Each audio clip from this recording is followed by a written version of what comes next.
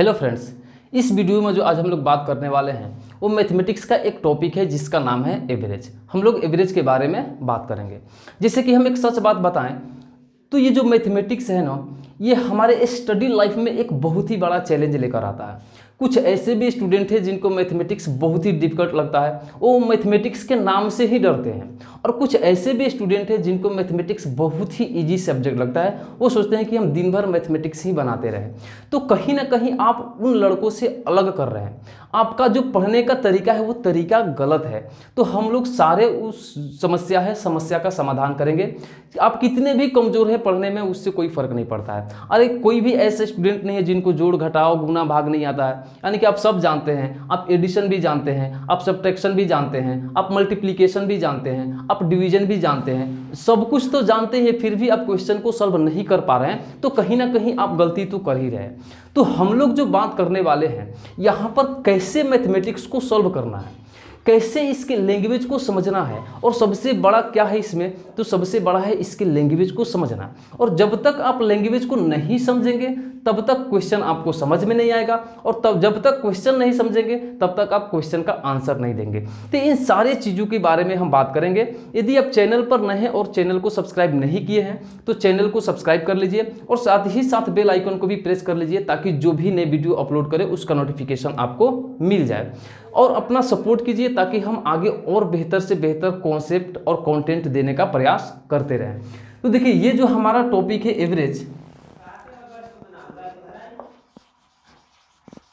Average, और इसका हिंदी होता है औसत।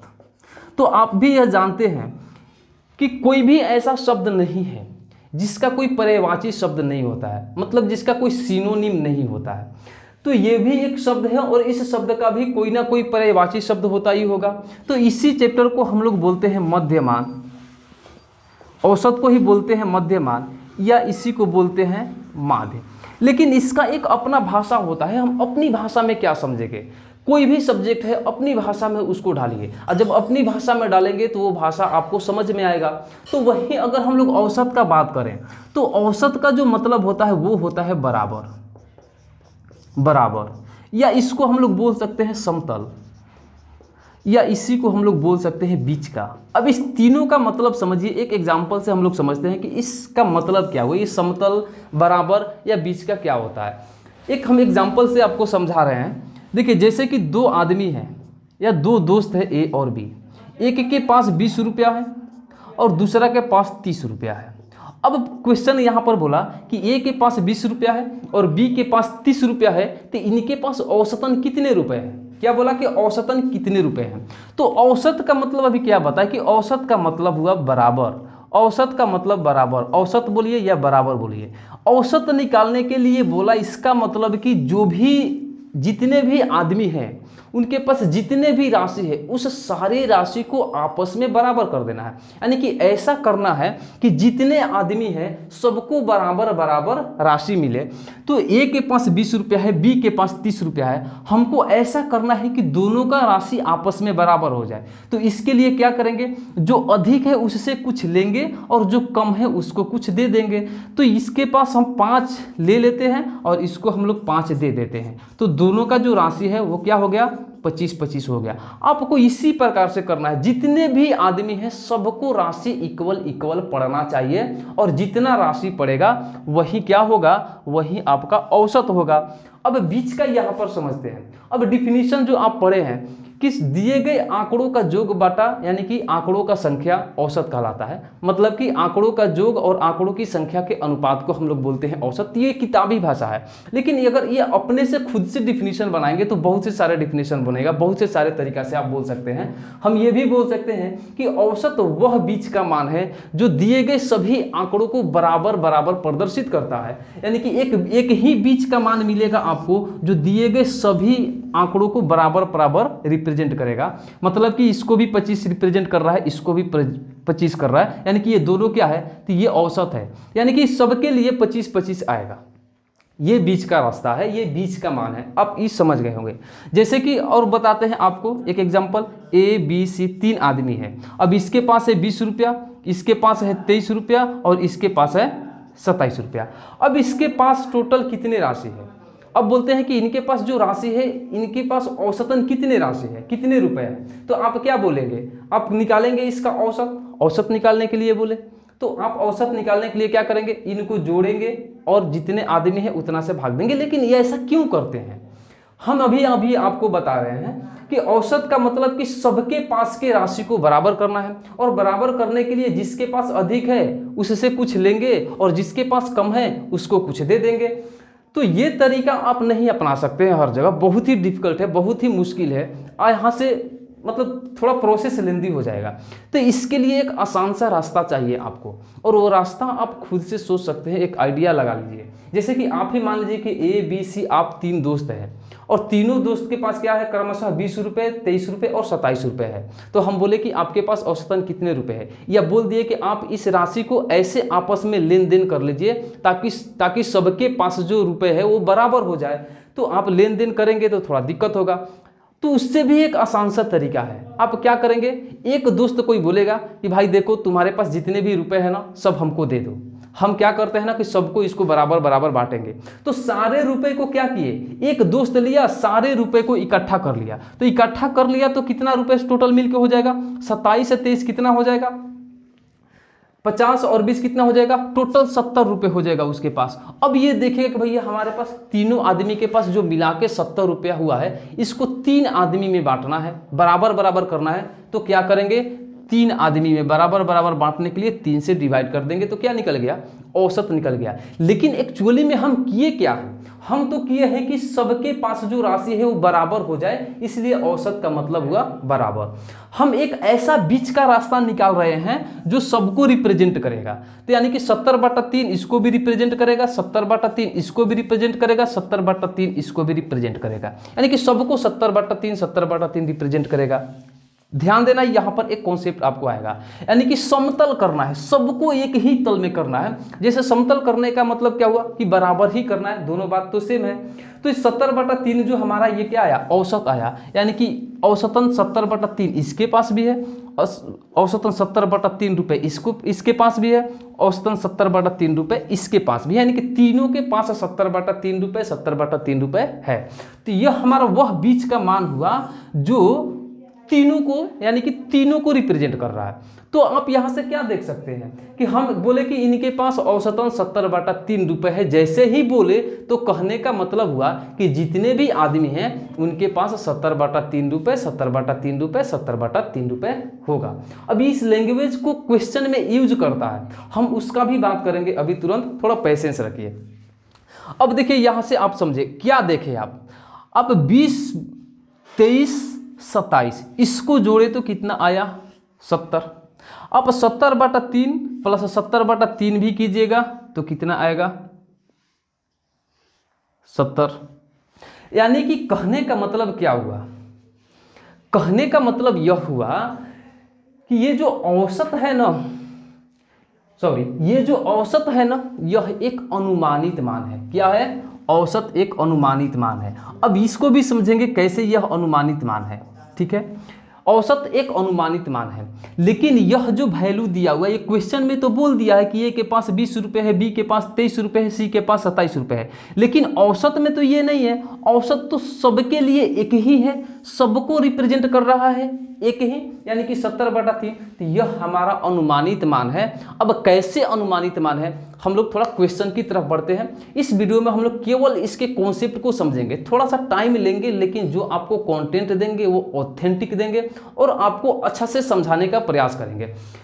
देखिए जैसे कि ये क्वेश्चन यहाँ पर हम बोल रहे हैं, आपको बोलते हैं कि ए बी सी डी और ई का औसत वजन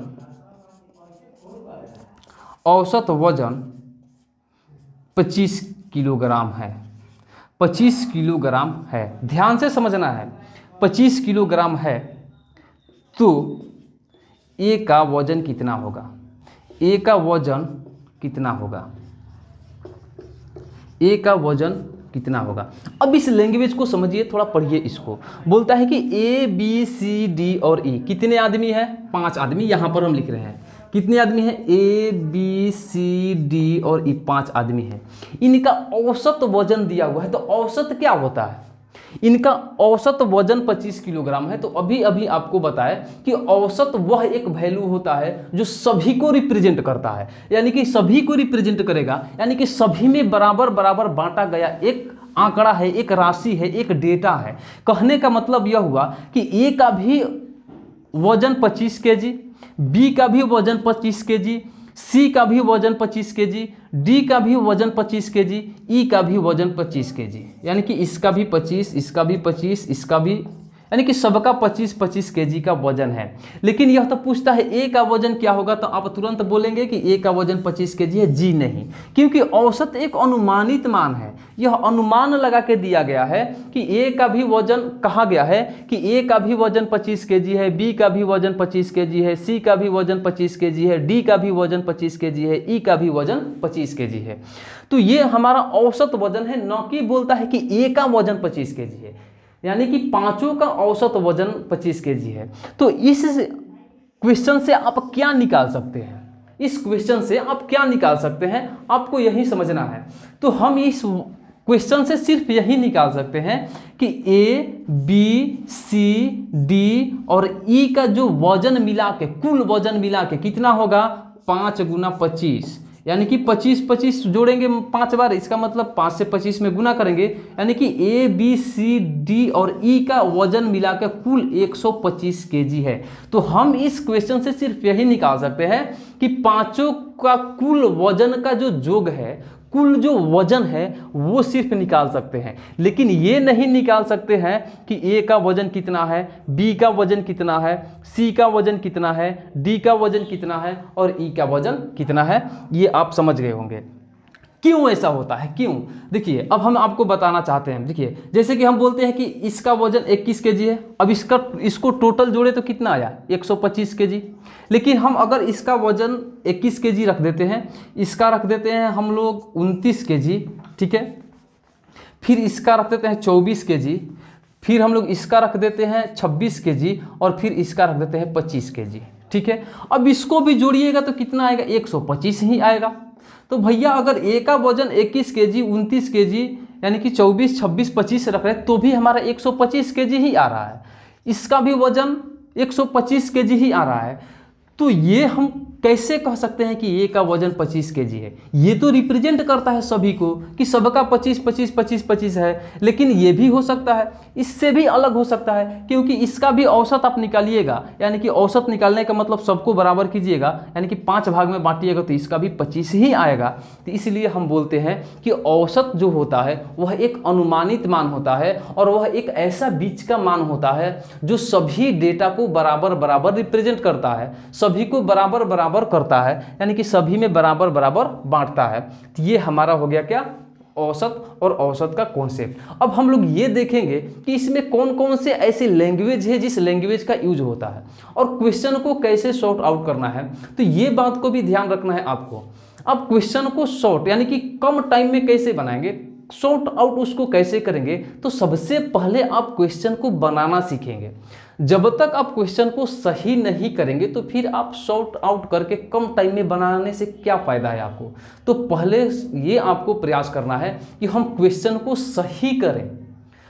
क्वेश्चन को सही करिएगा, आपका कैलकुलेशन का स्पीड बढ़ेगा, आपका समझने का स्पीड बढ़ेगा, क्वेश्चन पर आपका पकड़ बनेगा। इसके बाद आप वर्बली भी क्वेश्चन को सॉल्व कर सकते हैं। एवरेज इतना इजी टॉपिक है, अब इससे इजी टॉपिक पूरा मैथमेटिक्स में कोई नहीं है तो सब इजी, लेकिन ये सबसे इजीएस्ट टॉपिक है, सबसे इजीएस्ट टॉपिक है। सिर्फ इसके कॉन्सेप्ट को समझना है। अगर आप अब इसका फॉर्मूला बनाना चाहें तो फॉर्मूला आप खुद से बना सकते हैं। फॉर्मूला यहाँ पर क्या बना कि आंकड़ों का योग, जैसे कि यहाँ पर दे रहे हैं कि ए बी सी और डी, इसका है 21, इसका है 23, इसका है 28 और इसका है 27। अब इनका निकालना है औसत अब इनका निकालना है औसत। मान लीजिए कि ये उम्र है तो इनका निकालना है औसत। तो अब क्या करेंगे, अब आप करेंगे कि इन सभी के उम्रों को आपस में लेन देन करके बराबर करेंगे।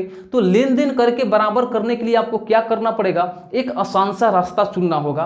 और वो रास्ता क्या है कि सभी के उम्रों को एक जगह पर इकट्ठा कर लेंगे। और इकट्ठा करने के लिए क्या करेंगे कि सभी के उम्रों को जोड़ देंगे, सभी को उम्र को जोड़ देंगे तो ये सभी का उम्र क्या हो जाएगा, इकट्ठा हो जाएगा। तो इकट्ठा हो जाएगा और फिर क्या करेंगे, जब जोड़ लेंगे तो देखेंगे कि भैया कितने आदमी के बीच में बराबर बराबर बांटना है। तो आदमी के 4 आदमी के बीच में बराबर बराबर बांटना है। तो देखेंगे कि एक आदमी को कितना पड़ता है, तो इसमें 4 से डिवाइड कर देंगे। अब 4 से डिवाइड करेंगे तो एक आदमी को जो हिस्सा पड़ेगा वही 2 आदमी को पड़ेगा, वही तीसरा को भी पड़ेगा, वही चौथा को भी पड़ेगा। तो क्या निकला कि आंकड़ों का योग बाटा आंकड़ों की संख्या, ये आपका उसका फॉर्मूला निकल कर आया। अब यहां से कुछ नहीं समझना है, अब यहां से ये अब रटना कुछ नहीं है। अब इस यहां से रटेंगे आप, यानी कि सम ऑफ ऑब्जर्वेशन बटा नंबर ऑफ ऑब्जर्वेशन, यानी कि आंकड़ों का योग बटा आंकड़ों का संख्या, यानी कि n बराबर एवरेज औसत। अब यहां से योग निकालेंगे तो फॉर्मूला रटना है कि a गुने n। ये सब रटने वाली कुछ बात नहीं है।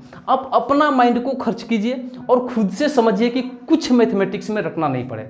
अब एक कंपटीशन का लड़का, उस पर पहले से इतना सारा रटने का बोझ है, जीएस रटिए, इंग्लिश रटिए, जो भी रटना है आप रटते रहिए। अब मैथमेटिक्स भी रटने लगे तब तो आप कंपटीशन का बहुत बढ़िया तैयारी कर रहे हैं। तो ये चीज़ रटने वाला नहीं है, मैथमेटिक्स समझने वाला चीज़ है।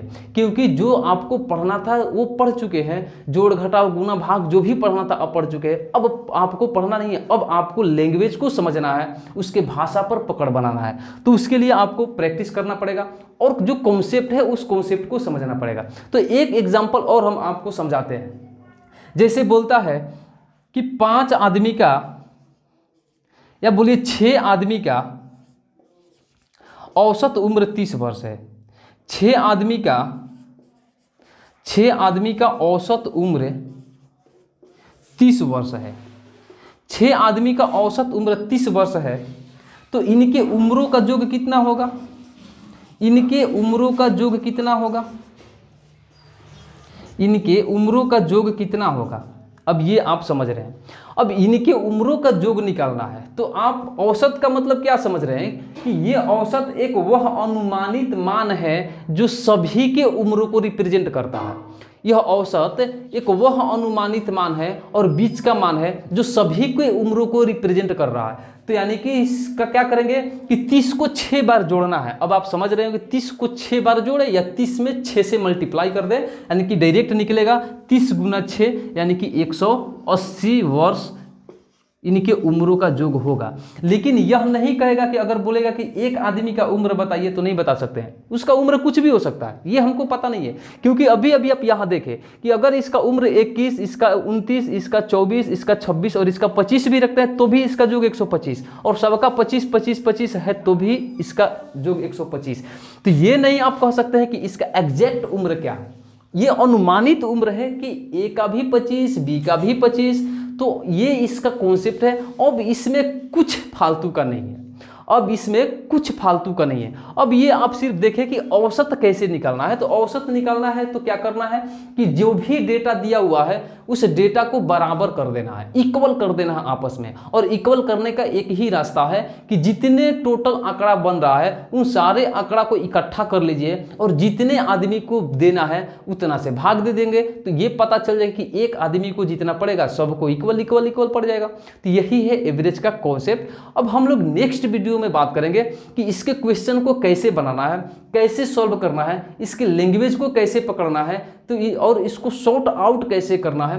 तो ये सारी चीज इस कॉन्सेप्ट पे ही डिपेंड है। तो इस कॉन्सेप्ट को अच्छा से समझ लीजिए। अब हम लोग नेक्स्ट वीडियो में मिलेंगे कुछ क्वेश्चंस के साथ में, कुछ एग्जांपल्स के साथ में। तो चलिए मिलते हैं नेक्स्ट वीडियो में।